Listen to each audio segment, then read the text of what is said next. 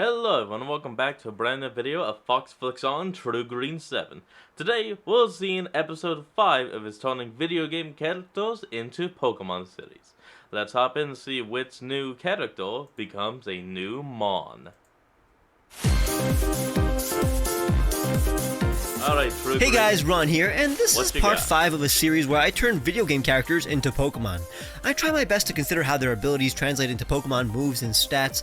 You enjoyed part 1 where I made Pokemon based on icons like Sonic and Pac-Man, part 2 with a Samus Pokemon and Minecraft Steve Pokemon, Sans Yeah. Pokemon from part 3, and the Knight Pokemon from part 4. So we'll continue did with some love more all of fan-favorite those. protagonists, and technically an antagonist this time.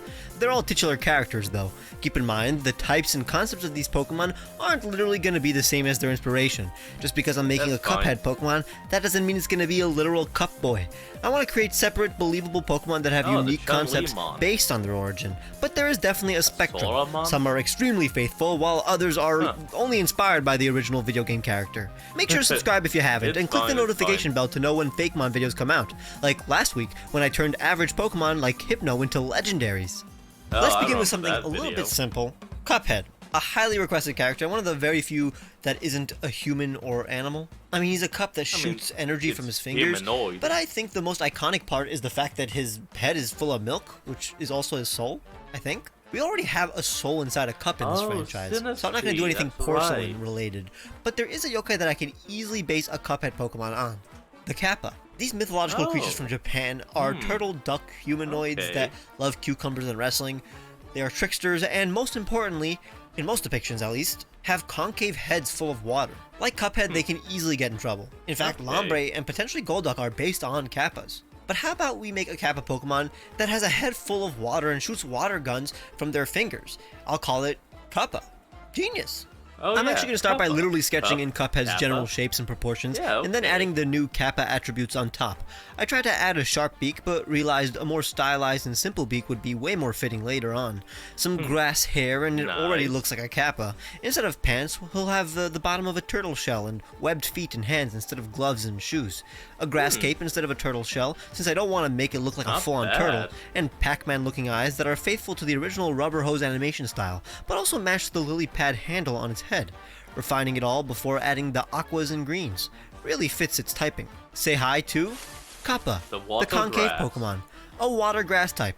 These optimistic Pokemon easily become overconfident, getting themselves into big trouble. They are greedy, but ultimately choose to do the right Just thing. like Cuphead. Water collects within their head dish, directly powering their finger guns. Kappa is able to shoot highly pressurized water from its fingertips. Their aim is impeccable, and their spread is wide. They can use the water inside their head to instantly hydrate and fuel their thoughts. In dire situations, they can direct all the nutrient-filled water into their brain, giving them a significant boost in awareness, intelligence, and computations, allowing Nice. them to come up with schemes and even work like how the mechanical shiny one objects. has, The less milk water in their instead head, of the water. weaker they become.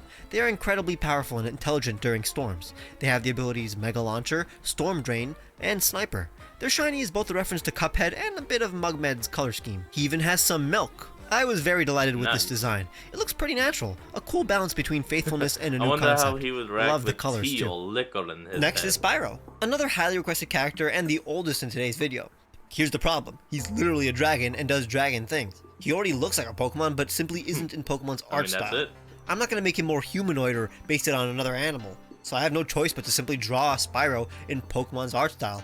But I have to hone in on some kind of ability that Spyro has that other Well, you dragon got that Pokemon brown. don't, just so it has some kind of unique concept. Now, it's very common for got the dragon-type ram Pokemon to have ability. a wide variety of moves they can use, because dragons are basically elementals. So how about, since the Spyro Pokemon will look like a generic dragon, we turn him into a Pokemon that embodies the ability to control elements? Throughout the game, Spyro is magically given Like various what? elemental breaths, allowing him to control ice and electricity, for example. So I'm going to hone in on this and make a dragon type with a wide variety of moves and base the design on Spyro's power-ups, where his spikes and scales Oh. glow to indicate the power he possesses, like Super Freeze, at least in Okay. this series of Spyro games. The question is, what kind of proportions do we give it? You can go with the starter Pokemon proportions or mythical Pokemon, but I decided to give it the proportions of a middle stage starter, even though it isn't. It'll give our Pokemon a teenage it's vibe. pretty much a pseudo, Spyro's snout is relatively why not? boxy, but so we don't literally just copy Spyro, I'll make our Spyro have a sharper beak and wider set eyes, so it looks more like an actual animal. It'll still look cocky, but with a subtle hint of nervousness. The horns and spikes are literally the same, but more uniform. I'm gonna add these glowing scales, and the rest of the body is how you'd expect it to be. Pokemon's art style is way simpler than nice. Spyro's, so we're kind of streamlining some details, like the wings. This subtle change in eye really makes the difference, and the claws complete the piece. It's literally Spyro's colors, but instead of matte or glossy yellow scales, they're all glowing brightly. Oh. It's kind of got the glow like Ultra Necrozma. Just remember that there is always a range from how much we will diverge from these designs. This is definitely the most faithful design we've done in the series. Check out Spyrogue, the elemental Pokemon, a dragon type.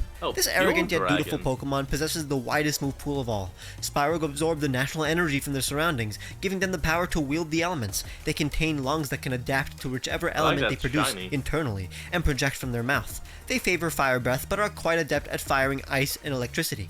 Their translucent scales change color, indicating which element has built up inside of Spyrogue. They're incredibly rare. They have a new ability called Elemental Breath, which gives them a same type attack bonus for all special moves. Their shiny is a reference to Spyro's sidekick Sparks. Here's an example of their color changing, in this case when using an ice-type move. Hopefully you guys can recognize the necessity to keep Spyro as is, and at least enjoy the satisfaction of seeing him in Pokemon's art style. I've definitely grown a huge appreciation for Spyro by recreating him this faithfully. The time to make a Bayonetta Pokemon is now. The daughter of an Umbra Witch and Lumen Sage, she's giving Dark and Fairy-type vibes. As an Umbra Witch, she got lots of powers, usually through magic, but I want to focus on her wicked weaves, where she uses her hair to summon demons. Now here's the problem. We literally already have a Dark Fairy type that has hair powers, Grimmsnarl, and in the same game we have a Psychic Fairy type that also controls their hair, Hatterene. So I can't really make a humanoid witch Pokemon that uses hair. Instead, I'll base her on some animal. I know she already can turn into animals like panther, crow, or bat, but I want to use a Pokemon that exudes like feminine beauty and has long legs, like the Secretary Bird. This bird is incredibly beautiful and elegant. Hey guys, Future Ron here. Yeah, I know that Bayonetta is basically butterfly themed, but like I really did want to pick an animal that had long legs and some kind of hair or feathers, and I didn't want to end up, making her bug type, really, honestly. Dark Fairy really was perfect. And basing our Bayonetta Pokemon on the Secretary Bird helps solve our problem, because instead of controlling hair, she can control her feathers. I mean, Bayonetta already has these hair tassels that look like wings, so it's perfect. I'm going to make a relatively humanoid, long-legged Secretary Bird Pokemon. So we're going to first draw a Secretary Bird in a classic Bayonetta pose. The problem is that I don't want to make the feathers look like generic feathers. I want it to look very flowy, like hair, but hair-like wings look odd on a bird. For now, I settled with normal feathers, but I'll take a crack at it again soon. The proportions are going to be impossible to perfect, too, since I kind of wanted to look both humanoid and bird-like, like a feminine Blaziken. I added diamonds throughout the design to mimic Bayonetta's second design, but it'll also make this Pokemon look checkered once it's colored, highlighting the duality between its two sides. It becomes more Secretary Bird-like once I move the chest down, so it has a longer neck now. I decided to make the hair fuller and the wings strandier? Is that a word? It isn't. I like it. What I mean is that the feathers look more like threads or fibers. Just a few more details before adding the alluring colors. I had to make the top bright like a Secretary Bird, but again, it can't be all black because it's not only a dark type. We have a few bird-based Pokemon that aren't flying types. After all, this Pokemon doesn't fly by flapping its wings, but rather by controlling its feathers. Behold, Plumage, the Feather Weave Pokemon. A dark fairy type. The name was actually pretty genius. It comes from plumage in reference to her feathers, mage in reference to her magic, looming in reference to her dark side, and loom, a machine that weaves threads. Plumage are very nonchalant and callous. They only fully interact with those they love, respect, or fear. They are very prideful of their appearance and abilities. They enjoy displaying their strength and beauty through battle. They can control the individual feathers on their wings, giving them the ability to fly, shoot their feathers as projectiles, and even ensnare opponents. They can also combine their feathers to form giant fists or legs to pummel their opponents. Plumage's most formidable technique is creating entire feather golems that do their bidding. Plumage's kicks are swift and devastating. They're exclusively female. They have the abilities Long Reach, Sniper, and Super Luck.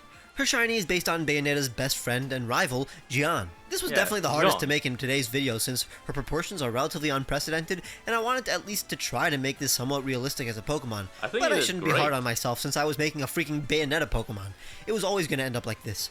As a design, I I love the mean, color scheme and patterns. Yeah, it's Bayonetta. What did you And finally, expect? the most requested video game character for me to turn into a Pokemon was Freddy Fazbear, an animatronic bear possessed by the vengeful ghost of a dead child. So I'm clearly not it's going to gotta do be that ghost exactly, because this is Pokemon, but it'll still be fairly grim. How about it's simply a ghost bear, a stuffed taxidermy bear that is possessed by a soul. But I do want to make a ghost steel type to represent the animatronics. So how about instead of making it a robot, because that's not a living creature, we combine it with a bear trap.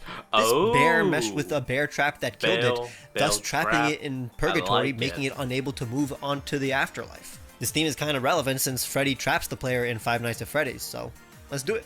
So my Yeah, task is to take Freddy perfect. Fazbear and make it look more like a natural bear, so no hinges or animatronic segments. Hollow ghostly eyes are a must, because its original eyes are mean, pretty scary. clearly, I'll make it more portly it and is bottom ghost heavy so type. it looks more physically dangerous and defensive, and two halves of the bear trap above and below its belly that look like a scary mouth. There will be screws throughout the design, kind of like not a exactly Nightmare mechanical, Freddy. but still merged with the bear trap. Its claws are even made of metal. Now, keep in mind, like a poorly made taxidermy bear, this Pokemon will have patches of different color skin. It's pretty much a Frankenstein's just makes monster bear, sense. adding a bit of depth and finalizing the proportions, before adding the colors you're used to seeing on Freddy, as well as some fun purples and greens. Beware, Nice. Trapparition, the Grudge Pokemon, a ghost Ooh, steel type. Trapparition. Another banger name. Nice. This Pokemon is the result of a tormented Damn, soul that's who meshed with 7'2". its metallic demise. It wanders the woods, hoping to take revenge on any adult that enters at night. It spares children as it senses their innocence. Only young trainers can utilize Trapparition. Fully grown Pokemon trainers only wield a Trapparition love if they to see befriended that with a one as a pretty child. evolution. During the day, they are laid back, but begin to remember their former life at night, driving them to revenge. They use their metallic claws to shred their opponents and any barrier, allowing them to always reach their prey. They have the abilities Cursed Body, Tough Claws, and Infiltrator. Their shiny is a Not slight nod to bad. Funtime Freddy, and I'm fond of the screw on its head and throat that mimics Freddy's hat and bow tie. I hope you appreciated this and all all these fits. designs, enough to leave a like and subscribe. Let me know which characters you'd like to see in a potential part 6, and make sure to check out the previous episode and my other art videos for even more adorable designs. Check out my podcast with Birdkeeper Toad. I think we're gonna end this because, you know. Anyway, folks, thank you all for joining me in today's video. I hope you all enjoyed. Remember to like, comment, and subscribe for more. Down in the description will be a link to the original video, so remember to support the original creator and all he does. And I'll see all of you folks next time when we flick on. Peace out.